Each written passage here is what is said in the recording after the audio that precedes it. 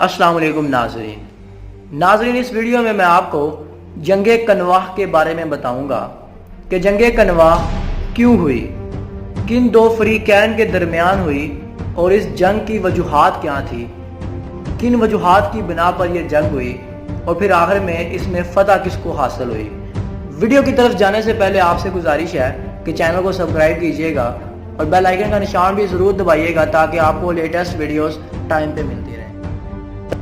बाबर को हिंदुस्तान पर हमला करने की दावत देने वालों में मेवाड़ यानी राजस्थान का हुक्मरान राणा सांगा भी शामिल था।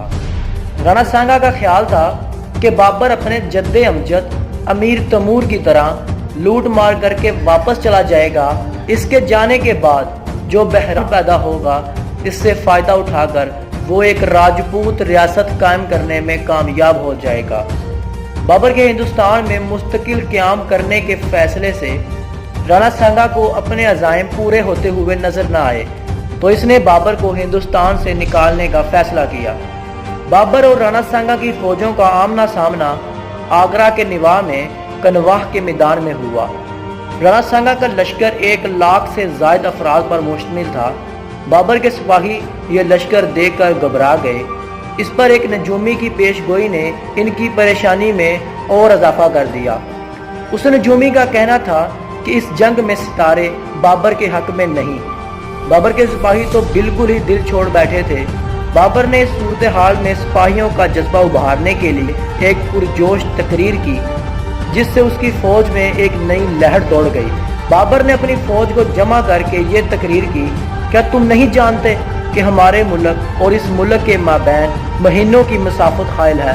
अगर हम हार गए तो हमारा हशर क्या होगा, हम कहाँ होंगे, हमारा वतन और हमारा शहर कहाँ होगा।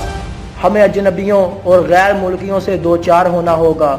हर शख्स याद रखे कि जो भी इस दुनिया में आता है वो फना ज़रूर होता है। जो ज़िंदगी शुरू करता है उसे आखिर मौत का प्याला पीना ही पड़ता है। शानदार मौत ज़िल्लत व बदनामी की ज़िंदगी से बेहतर है। इसलिए बेहतर यही है कि हम में से हर शख्स अपने सामने 2 मुतबादल रख ले।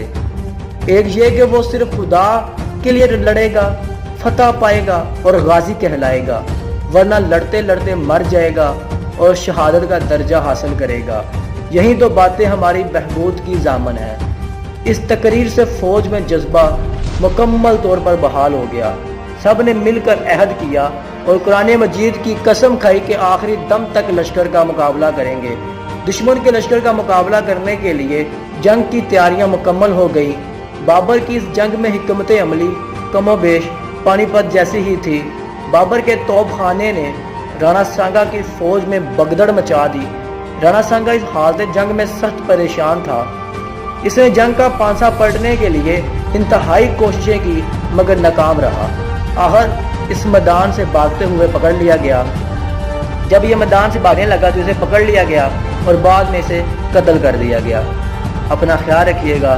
शुक्रिया। अल्लाह हाफिज़।